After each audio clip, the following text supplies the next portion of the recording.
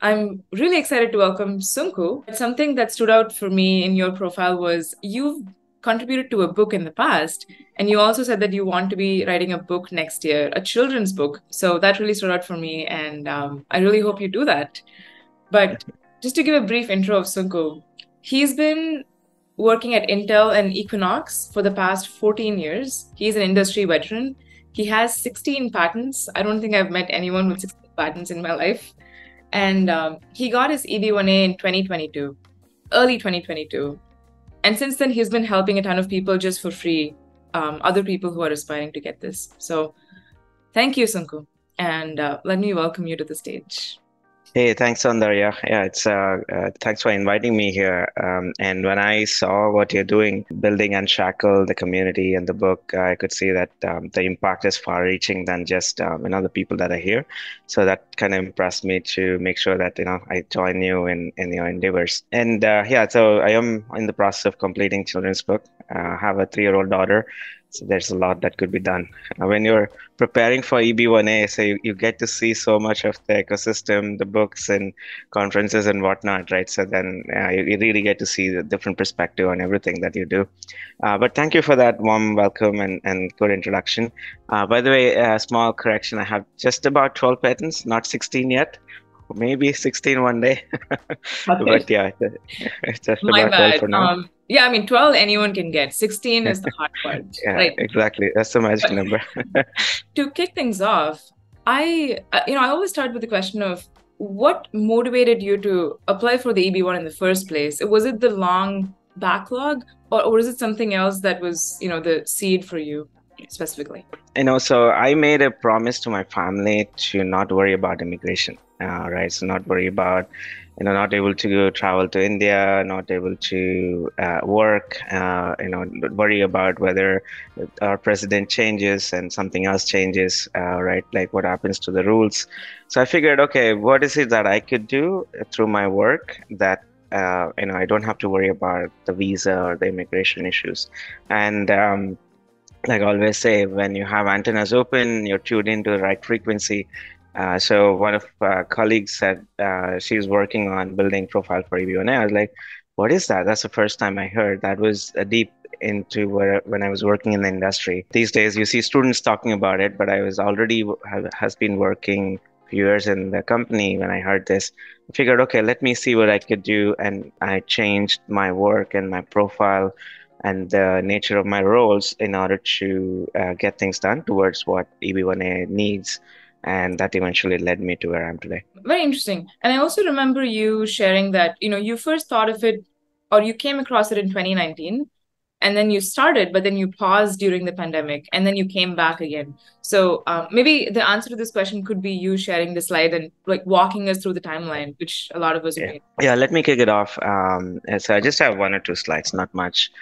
This kind of answers most common questions of what did I do and what was my profile looking like and whatnot, right? So I'll share my screen and then we can get going from there. So pretty much very simple, right? So yeah, people say it's Einstein visa, maybe thinking like, hey, need to be an Einstein. I had a deep, very buddy friend of mine, very close friend of mine, thinking, oh, when I looked at your profile, Sunku, I could never do EB1A. But when I looked at his profile, his work, I said like, hey, you should talk to the lawyer today. And I helped build his profile yesterday, actually. So a lot of people think this is something huge, but trust me, it's not. It's not that hard. Like if you're really good in being persistent in what you're doing, you don't need to be an Einstein. You just have to be consistent in what you do, and you should know where you're going. So my timeline, right? So I got my H-1B in 2010. I got in my first attempt, October 2010, and perm filing was filed. The labor and the perm filing was done 2011 through my company. But I had no idea what that means. I said, okay, that's the next step for green card. Great. Okay, do it. But it ended up being abandoned due to audit. Apparently, there's a lucky few of us from our company who got audited. My application was one of them, pretty much, right? And it ended up abandoned. 2014, they filed another one. So I got my priority date as November 2014. And 2016, I had to change my job role. So my title changed from software engineer to network software engineer. So they had to redo the firm. However, my priority days was kind of locked into 2014, so that essentially helped me not to, lose my kind of the spot in the line, right? So that helped. But then, yeah, I had to go through that again. Come 2020, so there was this rush around, the chaos of immigration. The EB3 dates, priority dates moved ahead compared to EB2.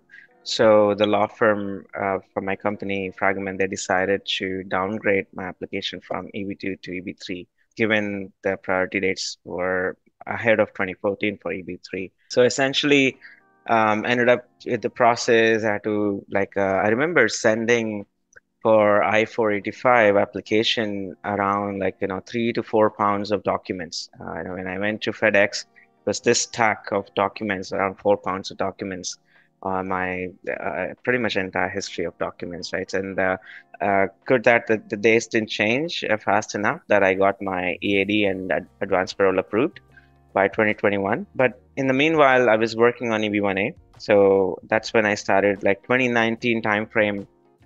2018 was first I heard what EB-1A is supposed to be, but my work did not help me doing external events or external kind of visibility related work that I could, claim for EB-1A.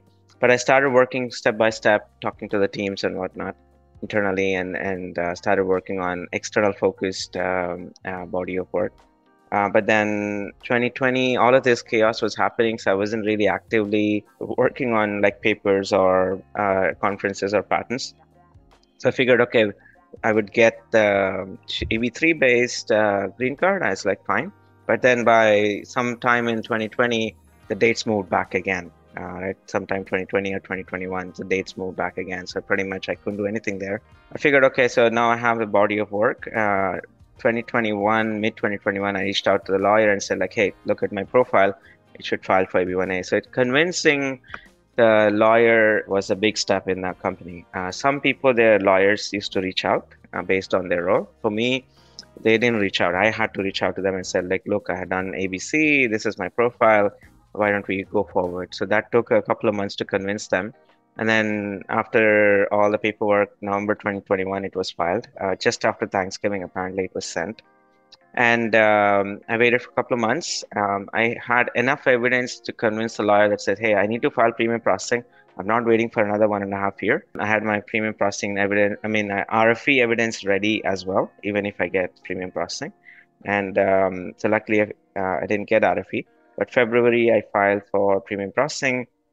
It got approved. EB-1A petition got approved in 2022.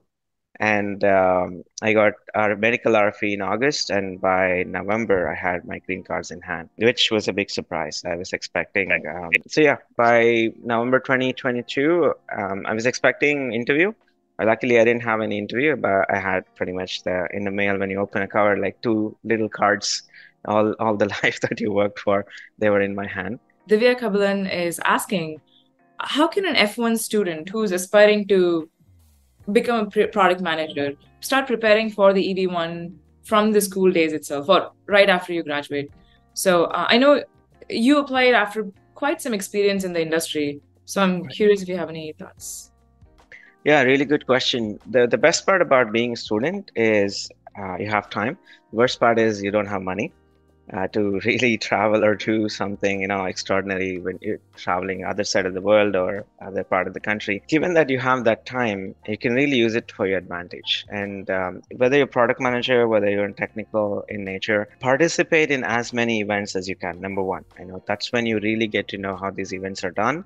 What is going on in these events, and then reach out to organizers or the network that you would form through this event, asking them, hey, how can you collaborate? What can you do to work together?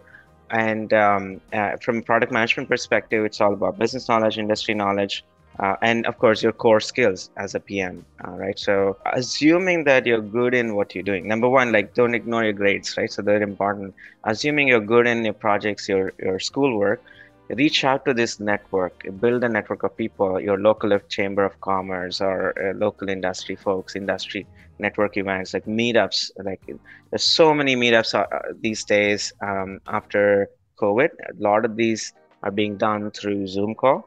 So in your area of expertise, join these meetups or webinars, and you reach out to the folks, the organizers or attendees that you would network with to see how you can collaborate. And to that end, you can do, from a conferences perspective, you can present a paper, or you can write a paper, or you can write articles to start with at a bare minimum. There are so many other places apart from these tough journals that you can publish your papers. That's one way to build your profile.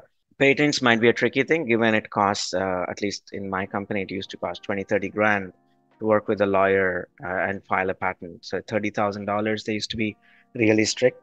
Yeah, so if not for patents, papers, conferences, you can present your case studies, you can organize network events within the university, you can be leading student bodies, right? All of these build up towards your profile. I mean, these days, not many stand out to be a leader in what you're doing. And if you can do that, opportunities will show up in this country. Manjunath is asking, what are your top 3 criteria and how did you convince your attorneys at your company, since that's not an easy job? So maybe you can briefly share the slide, go through your criteria.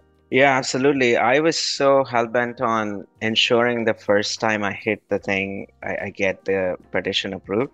So I didn't just shoot for 3 criteria, I shoot for almost all of that. So this is what, 8 or 9 of these out of the list. Yesterday I put the left side, so that's part of from the USCIS website as of yesterday, and the right side is what I was doing. Like I said, if you look at this, it's like, oh, it's a lot, but in reality, it's one day at a time, taking up the opportunities that gets presented in front of you, one thing at a time. And the area of expertise I filed is 5G infrastructure. I still work on 5G domain and related, cloud computing for 5G. So I put in 5G infrastructure, and the awards, memberships, publications. So if you can read a decent list here, but in reality, you're good in one thing that you work towards, and you can branch out towards a lot of these different things. So the important thing that I needed to do here is finding the right people who care about patents or papers or the open source software community that I was working in. First, finding the network of technical experts who are filing patents. I said, hey, let me help you. The first few ideas didn't go anywhere. And later, as I became good at it, keep experimenting, I filed, I wrote nearly 40 patent applications within the company. And like I said, it costs money to file a patent, nearly 20, 30 grand. So we have an international body of experts who would judge your application and then approve it to be filed at the patent office outside. So in that sense, like I only got to have 12 of these filed in the patent office. At the same time, it's working in open source community, so I used to volunteer a lot to a point where I had to spend a decent amount of time outside of work in helping a lot of these open source people, technical experts, talking to them, and then of course conferences. Luckily, my company allowed me to travel at the time, in the sense that I moved my teams towards a team that would allow us to do this. So conferences, meetups, publications, articles. And of course, when you're doing all of this, you can win a couple of awards. So leadership awards, there's a divisional recognition awards within the company. Each division does a few hundreds of millions of dollars.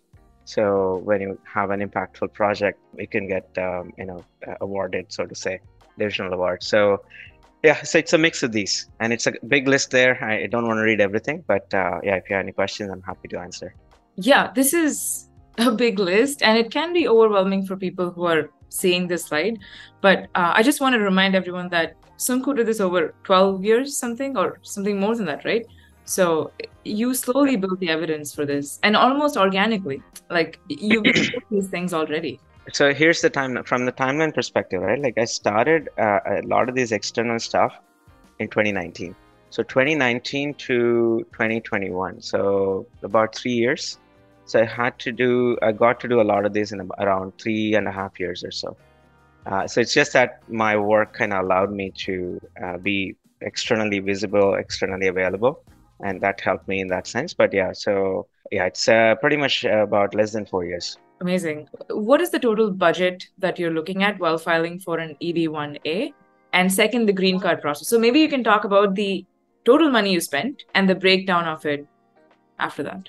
So for me, the lawyers within the company were filing that, right? So I don't have an exact number what people in general spend outside, but my company took care of this for me. What I've seen, it can cost anywhere from $5,000, $7,000 to $15,000, maybe $20,000 sometimes, depending on number of things that you have to work with the lawyer.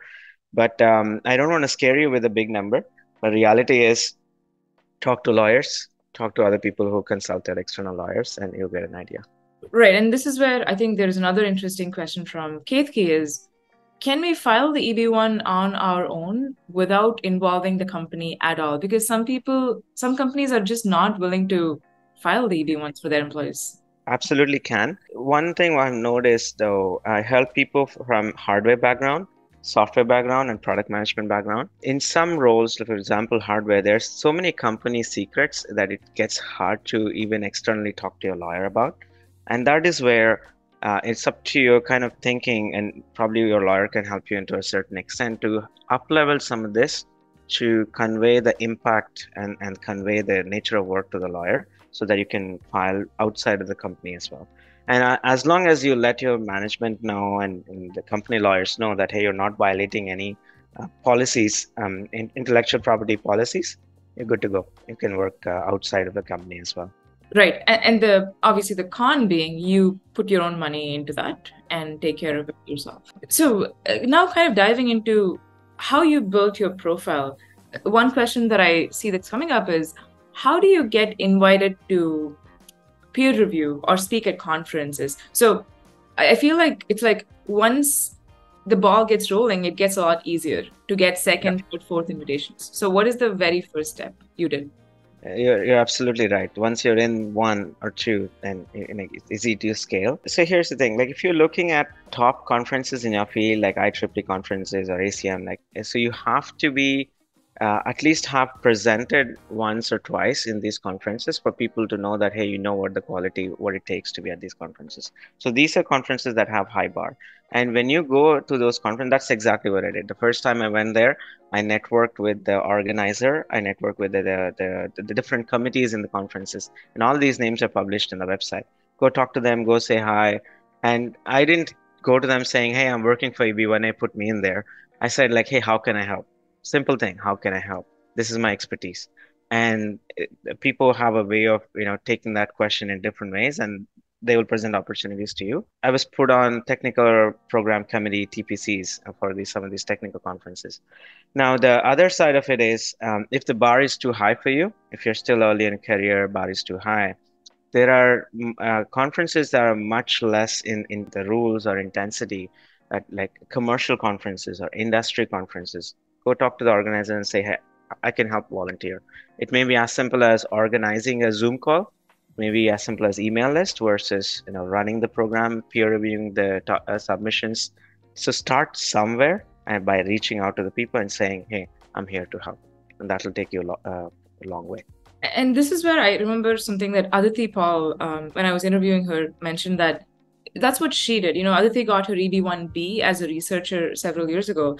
And she said her first step was just looking at a list of journals in her field, reaching out to all the editors and just being like, hey, I'm very good at, I don't know, catching typos. As simple as that. And I can help you. Can I volunteer my time? So yeah, what you just said resonates a lot. Since you filed so many patents, there's a few questions on that. One question I see from Shashank is, I have a question. Is an Indian patent valid for filing the case? Or does it have to be a US patent? Where did you file it? No, good question. My patents were filed internationally. Almost all countries that my company operates in: China, India, Europe, and US. And there were times where I was working with team in India, so it was first filed in India, and then later, it was decided, okay, we'll file in US as well. So from EB-1 perspective, any patent is valid, whether this country or any other country. And it depends on the patent that the lawyer decides to file in one country versus other, because it takes money if you want to file it globally from a lawyer perspective or company perspective. But it is completely valid. And as long as it's filed and you can show the record that it's filed, and it shows up in your Scholar or Google Patents if you, as an additional evidence point to the lawyer, right? It shows up in your Google Patents list, and you can claim that, hey, that's yours, that's the body of work. Two more questions on patents itself.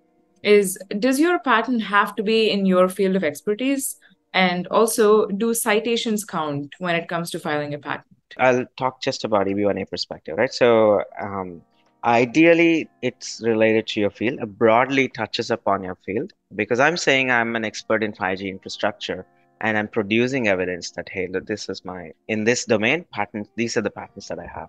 And I can go file a patent around washing machine, a branding washing machine, but I really don't know the effectiveness, like if it can really work in your favor. But hey, it's good at least to put a patent that you have patent, you're an expert in general. So don't discount that. Number two, citations.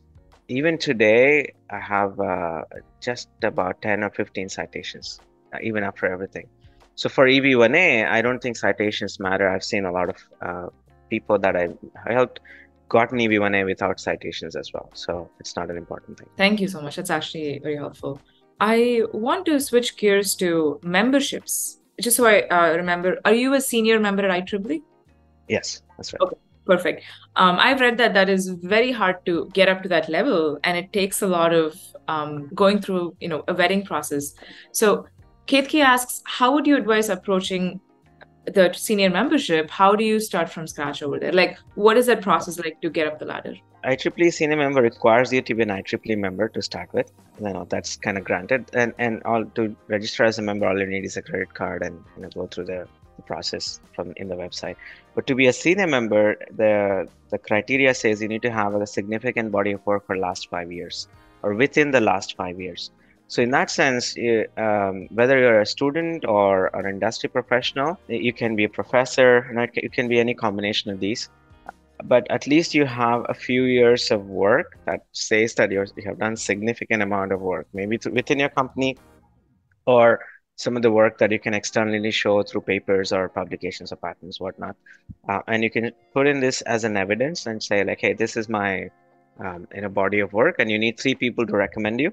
And given the way the world is today with LinkedIn and whatnot, you can always find people to help you out. If you have questions, anyone need help there, I'm happy to help as well. But you can find people to help you refer, assuming that you work with them to share your body of work and they like it. They can refer you. It happens every quarter that they vet through the applications.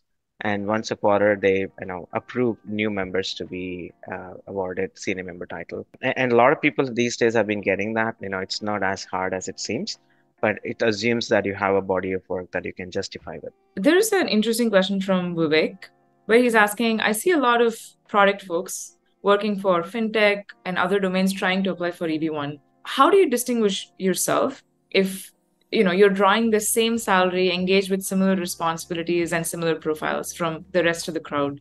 So in a sense, like if you have a particular title, there are like hundreds of others in the industry with that particular title. How do you distinguish yourself? Yeah, and maybe you can answer this from a perspective of even just within the company. For a FANG company with tens of thousands of employees, how do you distinguish? It need not be FANG, right? It can be any global multinational firm that you are in that position.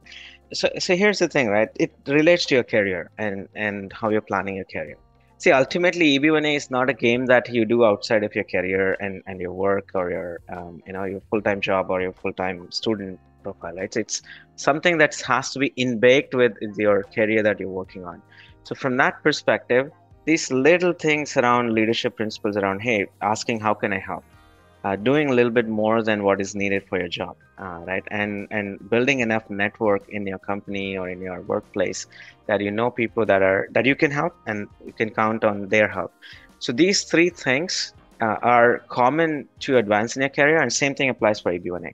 And that's how you distinguish yourself by going out of the way, volunteering, doing things that will help you as well, and also the person that you're working with.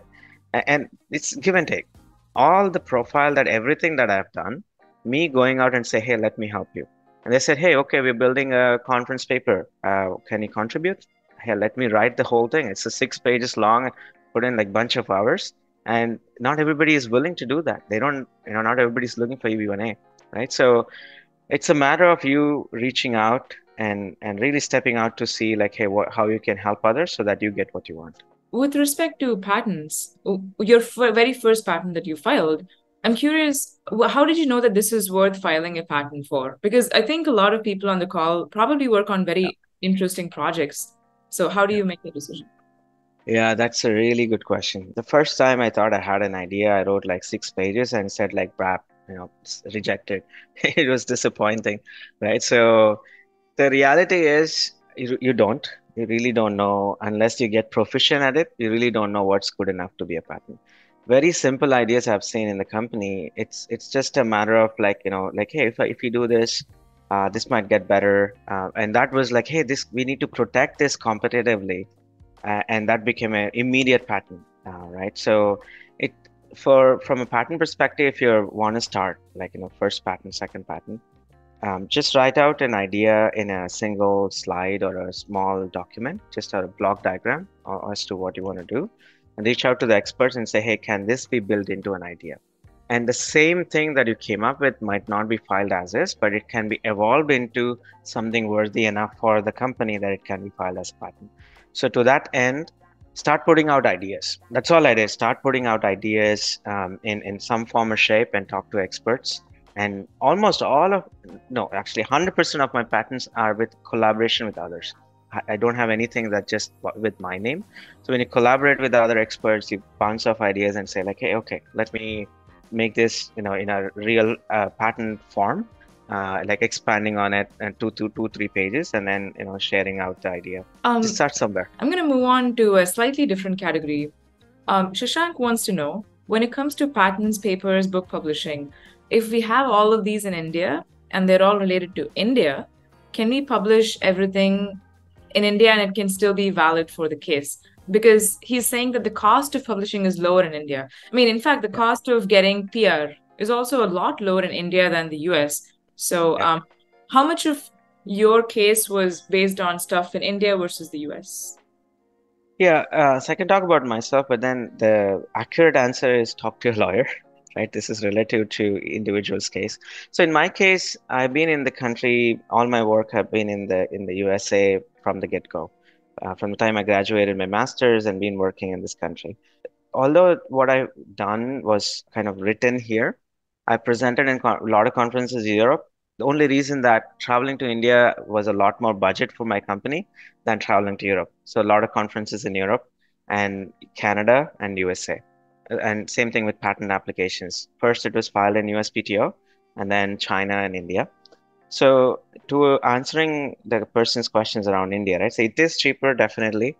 But at the same time, if you can stand out with your work in India in an international stage, anything you do, think internationally. Doesn't matter what country you're in, think internationally, and you can portray your profile that says, "Hey, this is internationally applicable." If I'm working on 5G, 5G is everywhere, and standards are same across almost 80% of the standards, 90% of the standards are same across the entire world. That's why if you travel one country to one other country, you still can use your phone, right? So it's an international stage, whatever you do. Same way in your field, look at it from an international stage perspective. And I've seen people who have not been in US, but internationally, and they have produced that body of work, either in UK or they've been living in India, they have this body of work.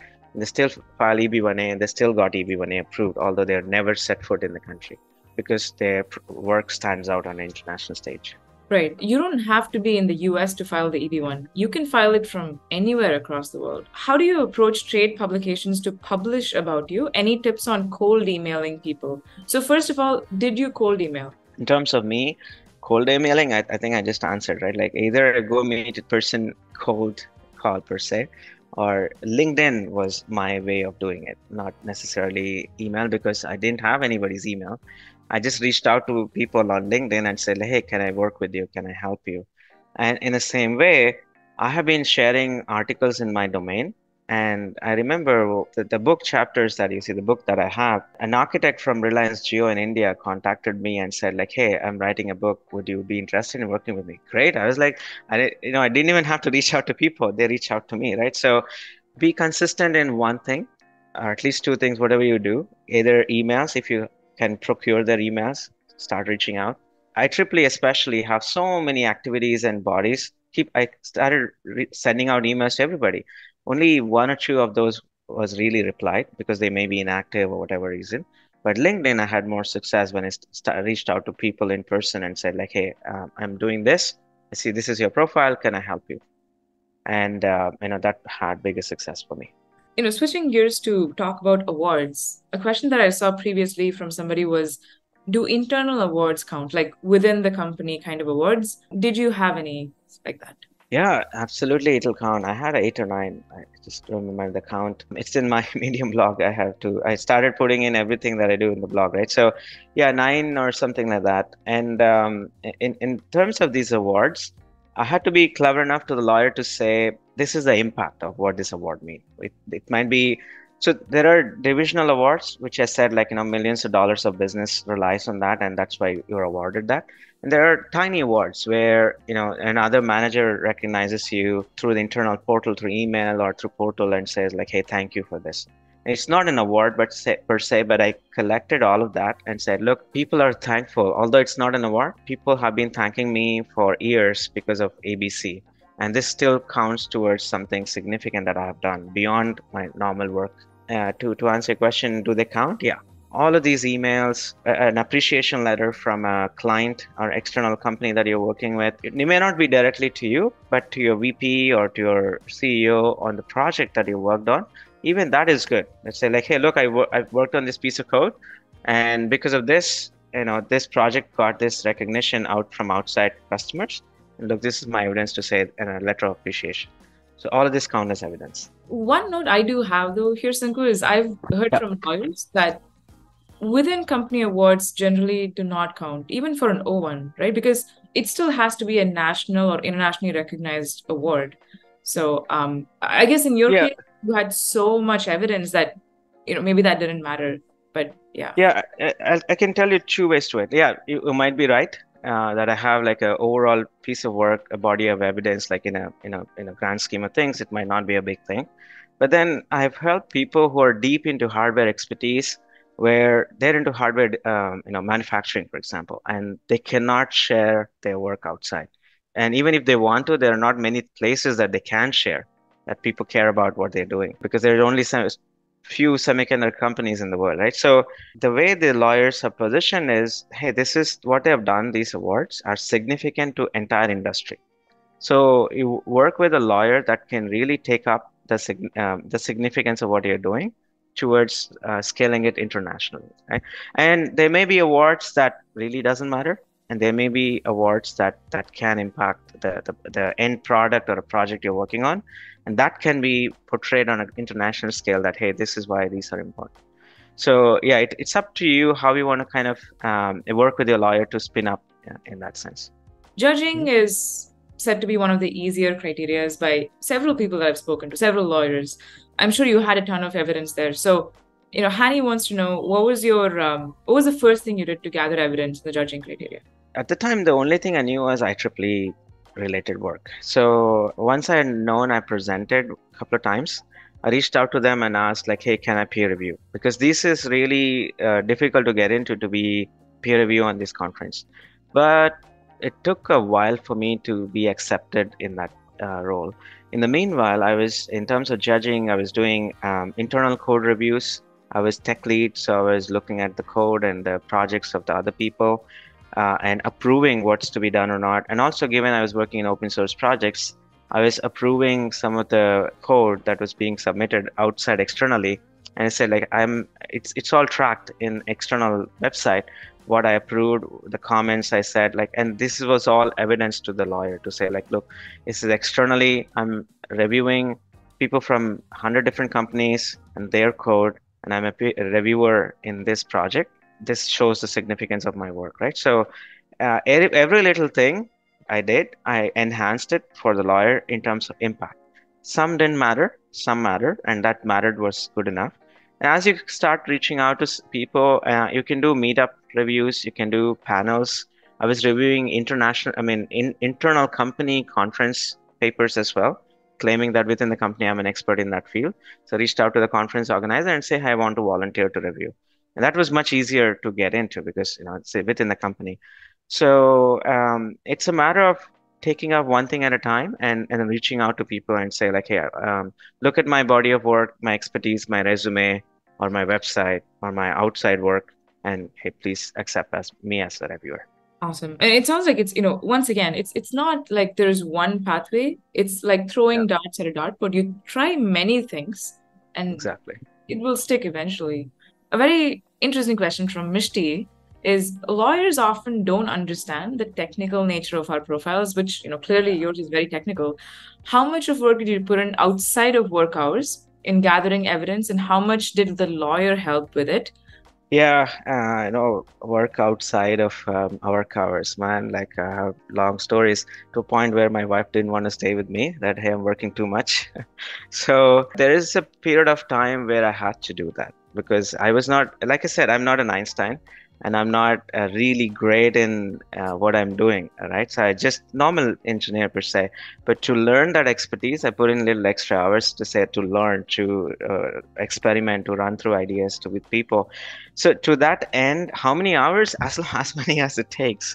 You might be a genius where you just put in 1 hour and like you whip up a paper or a patent, an idea, and say, "Hey, it's done," right? And then you get success right away. But I'm not that guy, right? So I believe in consistency. So I kept working on for at least a year, a lot of these extra things, 1 hour a day extra, weekdays, maybe an hour or two on a weekend sometimes. And this went on for a while where I became really good at what I do. I didn't need that much time. The most important thing working with a lawyer, assume right away that they're not expert in the field, all right? And you have to uplevel the impact of what you've done. Right. I would have written a one line of code, but I would look through the company news articles or a VP newsletters and say, hey, look, this is the impact. This went to this customer. This generated this much revenue. So I learned to be really good at conveying the impact of every little thing I did. So that eventually led me to a lawyer to look at and say like, hey, okay, you've done a good amount of work and this works. So be good, get good at conveying the impact. That's where I think people should actually use, AI tools more, because I realize even with the USCIS officer, they're not an expert in what you're doing. Like they don't Yeah. know anything about 5G. So you have to dumb it down for them to like put things in context for them to understand why you're an extraordinary person in what you're Yeah, doing. absolutely. Yeah. Manju is asking any recommendations for independent attorneys or people who are not depending on their employers. I know you work with your employer, but do you Yeah. have any recommendations? If I had worked with other people, I would really recommend in person. But I think Saundra is in better place that given the breadth of knowledge that she Yeah. has, she can help you going forward. Yeah. And actually, I think this is a great kind of segue into just talking about the fact that, within the Unshackled community, we have 4 lawyers: Samir Kedekar, Jonathan Grote, Seth Leach, and Ron Matten. All of them offer a free initial consult for people to talk to. I also would love to have you join us, Sunku, as one of the EB-1 recipients over there. There's quite a few recipients already who help people in the community. I would love to. For anyone who is actively thinking about the EB-1, I just wanted to share this message. If you're interested in joining the community, we're actually going to publish a database of awards, memberships, judging, and publications next week that I've been working on for a while in gathering. So that'll hopefully help you get started in the process on what you're doing. Thank you so much, Sunku. If you have any last words for people here, do let them know. I'm happy to help. Like you can reach out to me on LinkedIn or any other means that you see me active. Feel free to ping me. The important thing around here that I hope if you want to take away one thing, take away this. You don't need to be a real genius to kind of win this game of EB-1A. Number one. Number two, persistence. Consistently reaching out and slogging towards your goal and figuring out what you're good at, and then you get better at one thing at a time towards these criteria, and be very clear what you want to achieve through there are 11 of these categories, right? So figure out your starting point, what you're good at, and one or two of these criteria. And as you reach out to people, as you network, as you talk, do work for them for free, so to say, without expecting anything much. And you will get opportunities where your profile can shine out in that area of expertise. and keep talking to experts as well. And that's where Saundari, I think, has done a really great job of bringing together experts and building the community to help you guys out. And before you know, you'll have that in your hand. Amazing. I think this is the highest turnout we've had for one of these webinars so far, which is a testament to, what you've accomplished. Thank you so much. Bye. Yeah, thank you guys. Bye.